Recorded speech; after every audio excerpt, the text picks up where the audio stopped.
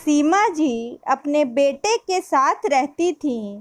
एक दिन उनके बेटे रितेश ने अपनी माँ को खबर दी, माँ, आपको एक खुशखबरी सुनानी थी। सीमा जी ने पूछा, बेटा क्या बात है? रितेश बोला, माँ, मुझे दिल्ली में नौकरी मिल गई है। सीमा जी बोली, यह तो बहुत खुशी की बात है बेटा, लेकिन तू अकेले दिल्ली में कैसे रहेगा? रितेश बोला, माँ, आप चिंता मत करो, मैं दिल्ली जाकर सब ठीक कर लूँगा, उसके बाद आपको भी दिल्ली बुला लूँगा। यह सुनकर सीमा जी उदास हो गईं। सीमा जी बोली, बेटा, तू मुझे छोड़कर चला जाएगा तो मैं किसके सहारे रहूँगी यहाँ? रितेश बोला, माँ, चिंता मत कर, थोड़े से पैसे जोड़कर आपको वहीं बुला लूँगा। कुछ दिन बाद रितेश दिल्ली चला जाता है। वहाँ वह नौकरी करने लगता है। हर सप्ताह वह माँ से मिलने आता था और कुछ पैसे घर खर्च को दे जाता था। इसी तरह कुछ दिन बीत गए। एक दिन सीमा जी के घर एक पड़ोसी लीला जी, जो कुछ दिन पहले ही उनके पड़ोस में रेंट पर रहने आई थी, वो आईं। लीला जी बोली, बहन जी, हमने आपके लड़के को देखा है। हम अपनी बेटी विधि की शादी उससे करना चाहते हैं। लीला जी बोली, बहन, हमारी बेटी बहुत सुंदर है और हम आपको बहुत सारा दहेज भी देंगे।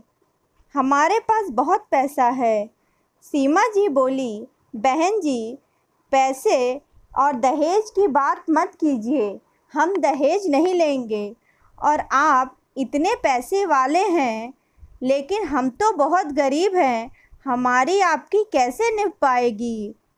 यह सुनकर लीला जी ने बोला, बहन जी, आप चिंता मत करें, यहाँ आने से पहले हमने आपके बारे में सब पता कर लिया है। हमें आपका लड़का बहुत पसंद है। रितेश से बात करके दोनों लड़की देखने जाते हैं। लड़की उन्हें पसंद आ जाती हैं। उसके बाद दोनों की शादी हो जाती है। शादी के बाद विधि बहू बन के घर आ जाती है। कुछ दिन घर पर रहने के बाद रितेश अपने काम पर जाने लगता है। विधि बोलती है, मैं यहाँ नहीं रह सकती, मुझे भी दिल्ली ले चलो। रितेश बोला, तुम कुछ दिन माँ के साथ रहो, फिर मैं तुम दोनों को दिल्ली ले जाऊँगा। विधि बोली, मैं इस गरीबी में नहीं रह सकती, पता नहीं पापा ने क्या देखकर मेरी शादी यहाँ कर दी। या तो मुझे दिल्ली ले चलो या फिर मैं अपने पापा के घर जा रही हूँ। सीमा जी बोली, बेटा, तू बहू को लेकर चला जा, मेरी चिंता मत कर। रितेश बोला, नहीं माँ, ऐसा करते हैं, हम सब साथ में दिल्ली चलते हैं। तीनों दिल्ली में रहने लगते हैं। विधि का व्यवहार धीरे धीरे बदल जाता है। वह हर समय सास से छुटकारा पाने के बारे में सोचती थी। एक दिन सीमा जी रितेश से बात कर रही थी, तभी वहाँ विधि आ जाती है। विधि बोलती है, माँ जी, आप भड़का लीजिए इन्हें मेरे खिलाफ। जब से ये दिल्ली में आए हैं ना, मुझे कहीं घुमाने नहीं ले गए और ना मेरे साथ ठीक से बात करते हैं, और यह सब आपके कारण हो रहा है। रितेश बोला, विधि, ये किस तरह बातें कर रही हो तुम मेरी माँ से? क्या कमी रह गई है मेरे प्यार में? बस मैं केवल इसलिए कहीं नहीं जा पाता क्योंकि मेरे पास टाइम नहीं है, वरना माँ तो हमेशा मुझसे तुम्हें कहीं ले जाने की बात करती हैं। इसलिए मेरी माँ पर झूठे आरोप लगाना बंद करो।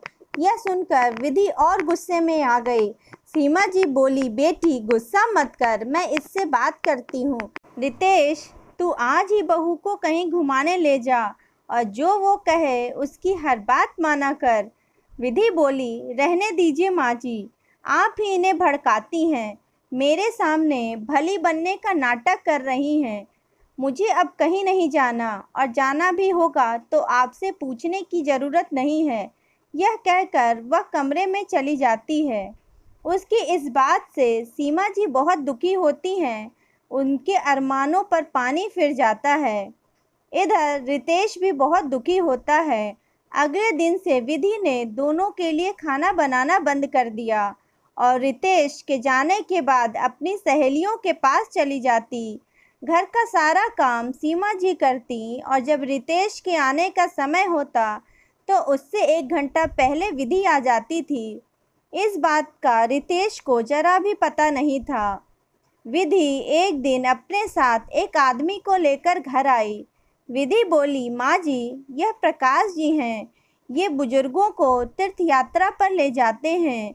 1 महीने की यात्रा है जिसमें सारे तीर्थ कराते हैं, बहुत कम खर्च में। मैंने पैसे जमा करा दिए हैं, आप शाम को ही इनके साथ चली जाना। सीमा जी बोली, लेकिन बेटी, एक बार रितेश से तो पूछ लेने दे। विधि बोली, नहीं माँ जी, वो आपको नहीं जाने देंगे और ऐसा मौका आपको दोबारा नहीं मिलेगा। सीमा जी विधि की बातों में आकर शाम को उस आदमी के साथ चली जाती हैं।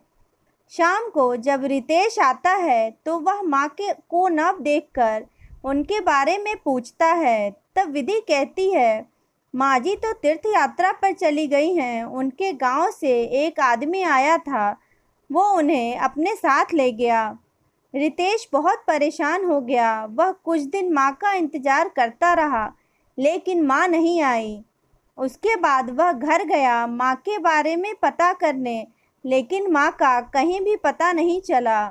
विधि बहुत खुश रहने लगी। उसके रास्ते का कांटा हमेशा के लिए निकल गया था। इधर वह आदमी सीमा जी को बहुत दूर ले जाकर एक रेलवे स्टेशन पर बिठाकर चला जाता है। सीमा जी को कुछ पता नहीं होता। आज वह सुबह देखती है तो वहाँ कोई नहीं था। सीमा जी घबरा जाती हैं। वह रास्ता ढूंढने लगती हैं, लेकिन उन्हें कुछ समझ नहीं आता।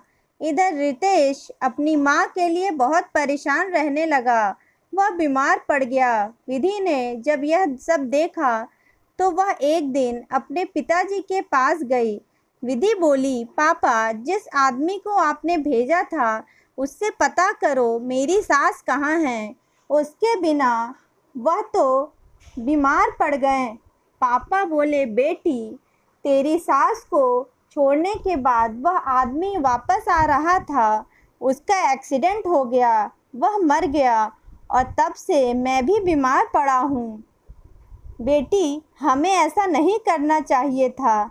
यह सुनकर विधि रोने लगती है। इधर माँ के गम में रितेश की बीमारी बढ़ जाती है। उसके बचने की कोई उम्मीद नहीं रहती। रितेश एक दिन विधि से कहता है, विधि, तुम मुझे गांव ले चलो। मैं अपने प्राण अपने घर में त्यागना चाहता हूँ। मेरी अंतिम इच्छा पूरी कर दो। यह सुनकर विधि रोने लगती है और रितेश को गांव ले जाती है। जब वे अपने घर पहुंचते हैं तो देखते हैं सीमा जी घर में खाना बना रही थी। यह देखकर वह अचंभे में आ जाती है। रितेश अपनी माँ को देखकर रोने लगता है। सीमा जी रितेश की हालत देखकर उसे सहारा देकर बैठाती हैं। रितेश ने पूछा, माँ, तुम यहाँ कैसे? मैंने तुम्हें कहाँ नहीं ढूंढा। सीमा जी बोली, बेटा, बहू ने जिस आदमी के साथ मुझे तीर्थ यात्रा पर भेजा था वह धोखा देकर भाग गया। मैं भटकते भटकते किसी तरह गांव पहुंच गई। मुझे लगा मेरा दिल्ली में आना बहू को पसंद नहीं था, इसलिए यही मैं मेहनत मजदूरी करके अपना गुजर बसर करने लगी। लेकिन तूने अपनी ये हालत कैसी बना रखी है? विधि बोली, माँ जी, मुझे माफ़ कर दीजिए। आपसे पीछा छुड़ाने के चक्कर में मैं अपनी ही गृहस्थी में आग लगा बैठी। इनका ये हाल है कि डॉक्टर ने जवाब दे दिया है। यह सब मेरे पिता ने करवाया था। वे भी बहुत बीमार हैं और वह आदमी एक्सीडेंट में मर गया जिसे मेरे पिता ने भेजा था।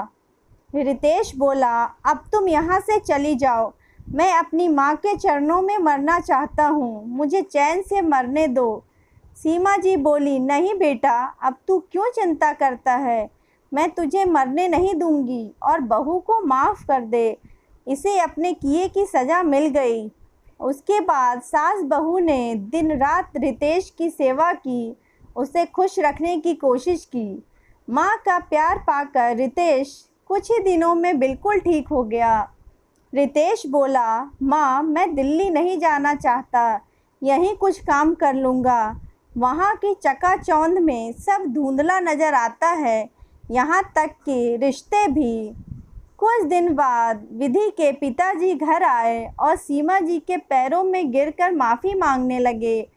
पिताजी बोले, बहन जी मैं अपनी बेटी को सुखी देखना चाहता था, लेकिन ये भूल गया एक माँ को उसके बेटे से अलग कर जो अपराध कर रहा हूँ, उससे मेरी बेटी का संसार कभी सुखी नहीं रह सकता।